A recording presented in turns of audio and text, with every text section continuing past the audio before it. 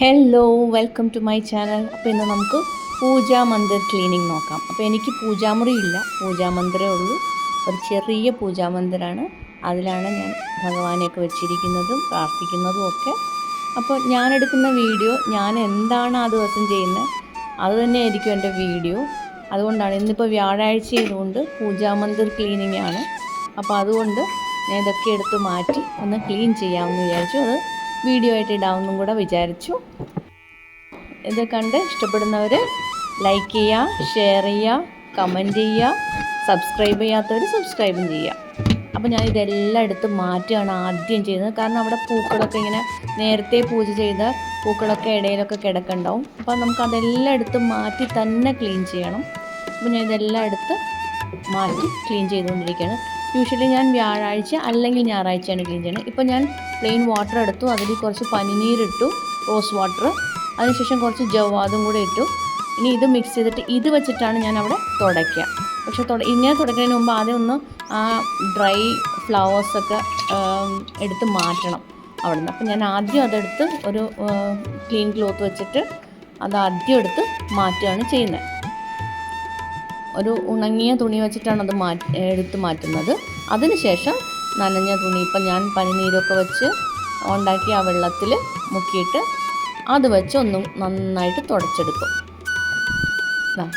ഇപ്പം ഞാൻ ആ പനിനീര് വെച്ച് ഉണ്ടാക്കിയ ആ വെള്ളത്തിൽ പനിനീരും ജവാദും വെച്ച് ഉണ്ടാക്കിയ വെള്ളമാണ്. അപ്പം നല്ലൊരു മണം ആ പൂജാമുറിക്ക് ലഭിക്കും. അപ്പോൾ അതിനു വേണ്ടിയാണ് അങ്ങനെ ചെയ്യുന്നത്.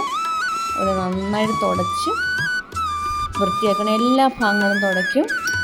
ഞാനൊന്ന് സ്പീഡിലാക്കിയതാണ്, അല്ലെങ്കിൽ വീഡിയോ ലെങ്തി ആവും.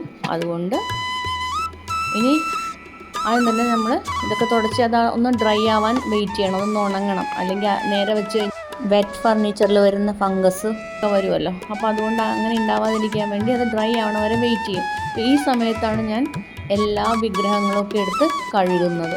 അപ്പോൾ ഞാൻ കഴുകാനായിട്ട് ആദ്യം ലിക്വിഡ് സോപ്പും നാരങ്ങയും കൂടെ ചേർത്ത് മിക്സ് ചെയ്ത് വെക്കും. വേറൊന്നും ചേർക്കുന്നില്ല, ഇത് രണ്ടും മാത്രം ചേർത്തിട്ട് നമ്മൾ ഇപ്പോൾ കൃഷ്ണനെയാണ് എടുത്ത് വെച്ചിരിക്കുന്നത്. ഞാൻ എല്ലാ വിഗ്രഹവും കഴുകുന്നത് കാണിക്കുന്നില്ല, ഒരെണ്ണം ഞാൻ എങ്ങനെ കഴുകുന്നതെന്ന് കാണിക്കുകയാണ്. അപ്പോൾ ഞാൻ ഈ കൃഷ്ണനെ ഇങ്ങനെ എടുത്ത് വയ്ക്കും ഒരു പാത്രത്തിൽ, ഒരു ടബിൽ. എന്നിട്ട് അതിൽ കുറച്ച് വെള്ളം, പൈപ്പുണ്ട് മുകളിൽ, അപ്പോൾ പൈപ്പിൽ നിന്ന് വെള്ളം വീണത്.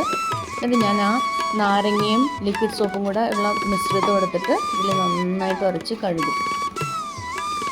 എല്ലാ ഭാഗങ്ങളും കഴുകും.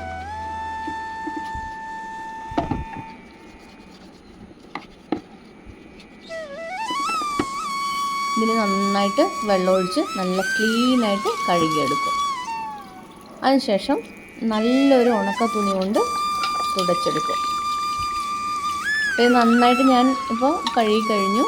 നന്നായിട്ട് തുടച്ചെടുക്കാം. നമുക്കൊരു ഉണക്ക തുണി കൊണ്ട് തുടച്ചെടുക്കാം.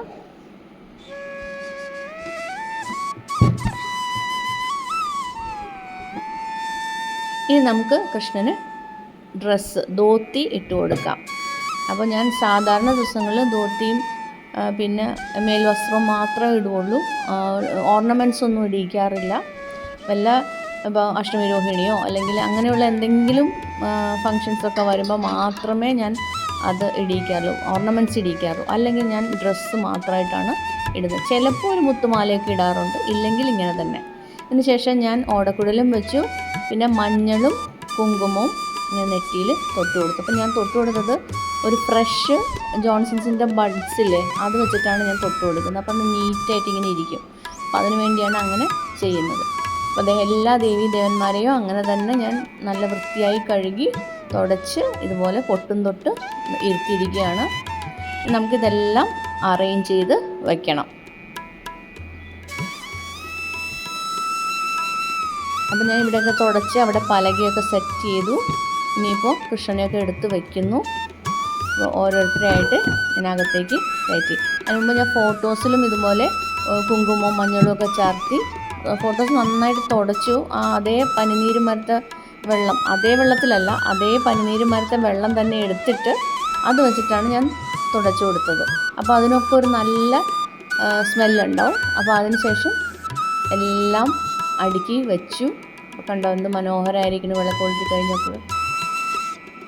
അപ്പോൾ വീഡിയോ എല്ലാവർക്കും ഇഷ്ടമായെങ്കിൽ ഇത് ഷെയർ ചെയ്യാനും ലൈക്ക് ചെയ്യാനും സബ്സ്ക്രൈബ് ചെയ്യാത്തവർ സബ്സ്ക്രൈബ് ചെയ്യാനും മറക്കല്ലേ കേട്ടോ. ഞാൻ ഇങ്ങനെയൊക്കെയാണ് പൂജാമന്ദിർ വൃത്തിയാക്കുന്നത്.